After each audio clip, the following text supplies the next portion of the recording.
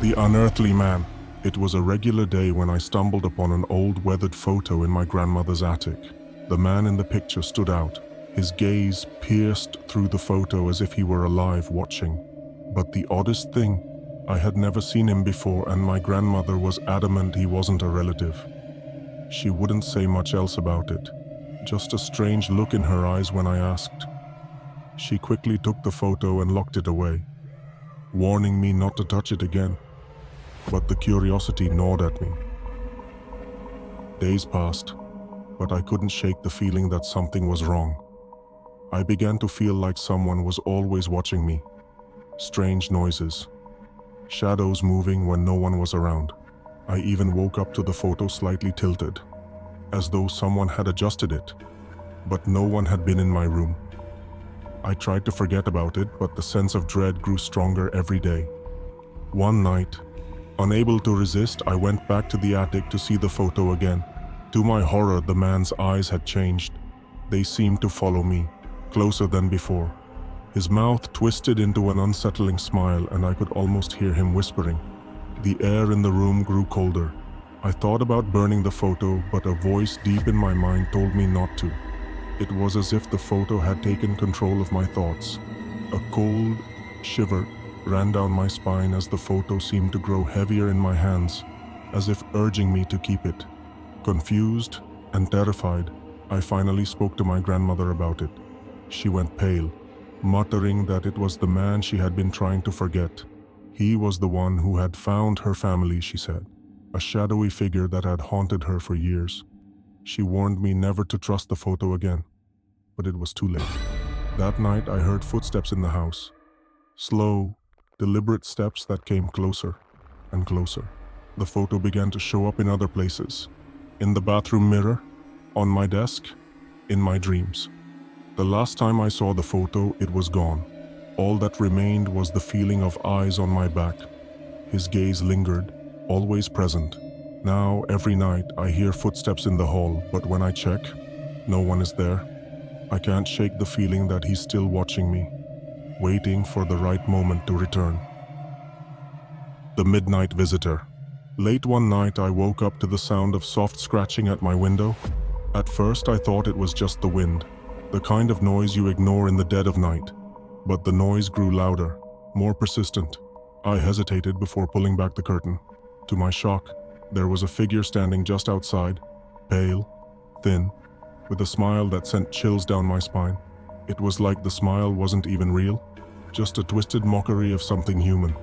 I felt my heart race, and in a panic, I slammed the curtain shut and locked the window. The scratching didn't stop. It grew more frantic, almost desperate. Nails against the glass, the sound was sharp and unnerving. I couldn't understand why someone would stand outside in the cold. But as I glanced over at my phone, I noticed a new text message from an unknown number.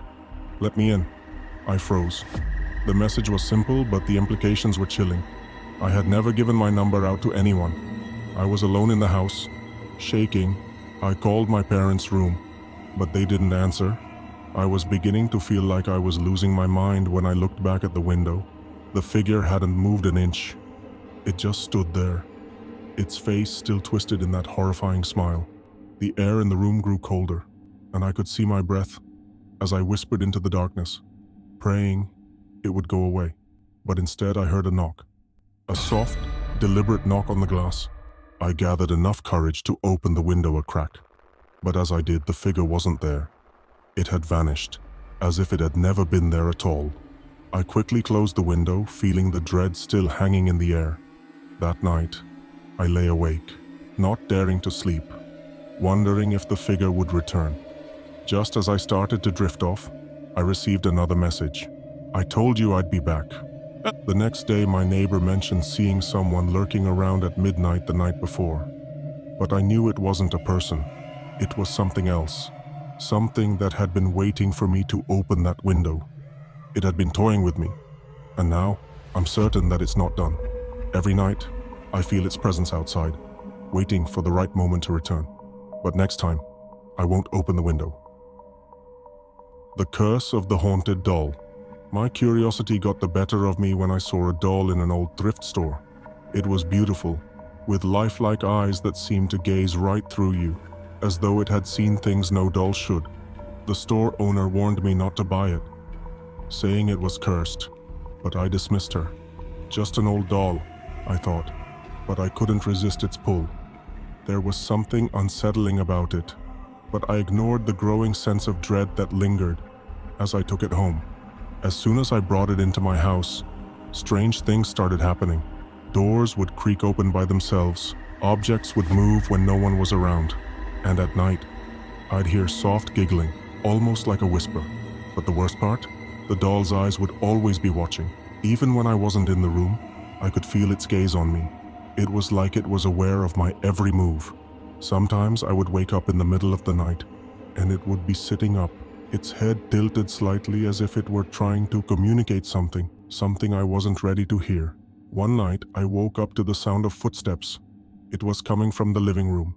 I froze in bed, not daring to move until I saw the doll. Its head had turned completely around, now facing me with that twisted smile. I tried to scream, but no sound came out. My heart raced as I could feel its presence closing in on me. But no matter how hard I tried to look away, I couldn't stop staring into its soulless eyes. It wasn't just a doll anymore. It had become something far darker. The next day I tried to get rid of it, throwing it away and even burning it.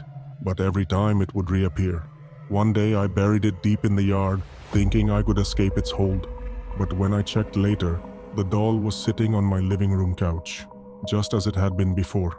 I called the store owner again, desperate for answers. She told me that the doll belonged to someone who had died under mysterious circumstances, and it had been passed on to me as part of a curse. She said there was only one way to end it, to return the doll to the one who had given it to me. But I didn't remember buying it from anyone else. I never returned it. I never saw her again either. But the doll? It's still here watching, waiting, and now I feel like it's not just the doll anymore. Something else has followed it into my home.